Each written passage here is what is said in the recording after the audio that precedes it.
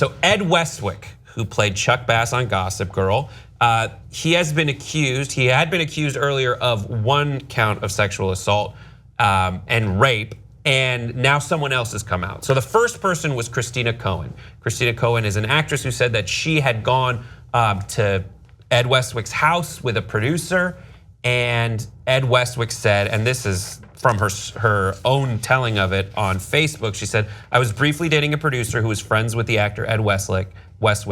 It was this producer who brought me to Ed's house where I met Ed for the first time. I wanted to leave when Ed suggested, quote, 'we should all F.'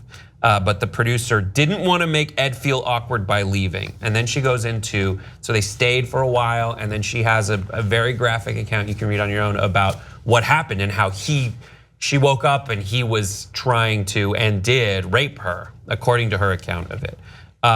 She said the producer put the blame on me, telling me I was an active participant, telling me that I can't say anything because Ed will have people come after me, destroy me, and that I could forget anything about an acting career, saying there's no way I can get around saying Ed, quote, I can go around saying Ed, quote, raped me, and that I don't want to be that girl. So that was the first account. There's another account from a retired actor, someone who's not in the game, Aurelie Wynn, whose stage name was Aurelie Marie Cow.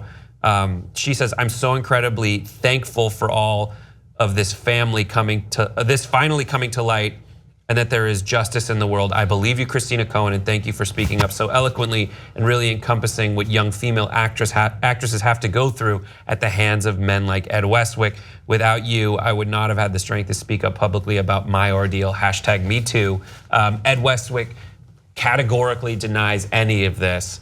It's a lot to unpack, but I mean, when you read stuff about this is one in a long line of people that you may or may not, you probably would never think of doing this just because you don't assume this is so pervasive. But I mean, it's an accusation, it's not confirmed. What is your response reading something like this? I actually read her Facebook post, and it has 2,000 comments, 75,000 views, like 16,000 shares. It's like gone pretty viral. One thing I was laughing with Amir is because I didn't know Ed Westwick had any kind of power in Hollywood. His career stalled since Gossip Girl. I haven't seen this dude in anything. Two things he was on after Gossip Girl were canceled immediately. In her statement, she had said that this all happened around the time that she was losing her mother to cancer, which was really bad. So she had to bury a lot of that pain to be strong for her mother, which I can't even imagine. So my heart goes out to you for that as well. She said that when she was writing that statement online, she grappled with her own guilt, because even to this day, she still felt like maybe I had something to do with this, maybe I caused that. And that is so wrong of her to feel that way, because she didn't. And then for the producers to say, you don't want to be that girl, that's what a lot of those girls say. I don't want to be that girl that's going around saying that someone had did this to me, when in fact it did happen. So I applaud her for going to social media and for having the strength, because she said before she put that out, she was sick to her stomach. She didn't know she was doing the right thing. But sometimes you just got to follow your gut. And again, your question was, how do we feel hearing this? I'm sick of every day. Guys, am I wrong? Yeah. It's every single day, or every other day, or every 48 hours that we have a new story, a new accusation, new allegation of this happening. It blows my mind to no end that this was so prevalent in Hollywood. And I like to think of myself as someone who's been working in this industry for damn near 20 years, that I would have got wind to this and I've been oblivious. And I mean, there's really not much to say about it. Right, the part one of the many parts that gets me about it, there's the mother dying of cancer, like you mentioned, there's the details that she lays out, the very graphic details of what she went through. But this part, it's, I wanted to leave when Ed suggested we should all F, but the producer didn't want to make Ed feel awkward. This guy's the fucking worst. What a terrible instinct to say, well, that guy just made everyone feel like he just came in and said we should all have sex. And she obviously was made uncomfortable by that. The instinct not to offend Chuck Bass. I didn't know Chuck Bass. I know Ed Westwick was a thing. Yeah, and like, I had to Google who is Ed Westwick because I missed the whole gossip. I've seen his face before, but apparently this guy's the fucking mafia because he'll send people after you and hurt you if you. And these are all allegations. We'll see how it plays out as it moves forward. But that's how these things work, right? There's some producer or there's some producers who make you feel like you can't say anything, even though like. Ed Westwick is one guy that like if accusations came out, you could totally like be believed on something like this. Well, something I saw that I think it sort of resonated with me was that Ed Westwick is not a rapist because these women came forward, but those women are not liars because he says they're liars. We need to wait until there is due process and investigation to see what the truth is, which I hope that there is truth. What's also worth noting is that in that statement that she released, she did, even though she didn't come forward at the time, she spoke with friends of hers who have corroborated her story. And as I understand, the other woman that came forward also told people close to her as well. So the Los Angeles Police Department are investigating it because this did fall within the statute of limitations. It's with 3 years ago. So we'll see what comes forward, but let's not, I don't want to label these women as liars, nor do I think that it's responsible for Ed to have sort of said that they're telling false. I don't know. Like legally, he's not a rapist yet. He's not a convicted rapist. Right. So I get all those concerns. I think it is still responsible to point out dynamics that happen in Hollywood. And there's another part of her statement where she says, "I now realize the ways in which these men prey on women and how this tactic is used so frequently in our industry and surely in many others." It's a dynamic that happens, and so to try to identify all the steps along the way where it's just unexceptable. And it's unacceptable for someone to guilt you, like your producer boyfriend, to guilt you into staying because you don't want to offend someone who just got done offending you. Right. Why wasn't this producer raped? This producer, named. Right. Sorry. Why wasn't this producer? Yeah. No. Why wasn't? I don't know. I wrote that same thing down. Why is the producer not named? Well, it still speaks to the power dynamic of people, still wanting to protect people involved with this sort of sexual misconduct and abuse within Hollywood. Yeah. That's what I think. Because I was wondering the same question. Why aren't we calling out the individuals that were complicit in this sort of in furthering this sort of abuse, so that it became this culture of toxicity?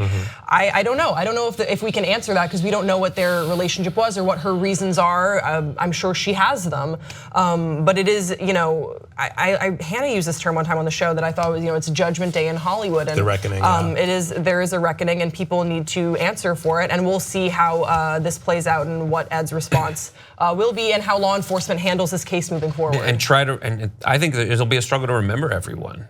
That as it sweeps through Hollywood, are you going to remember the Ed Westwick story? Are people just going to gloss through and move on from it? Yeah, and that's a concern I was talking about with a friend yesterday. That it's like things that lose its effect, right? So the first 10 allegations or stories are like, oh my gosh, this is happening. But as time goes on and more of this happens, are we going to become numb as right? Yeah. Jessica Chastain gave a really cool interview recently about Bryan Singer.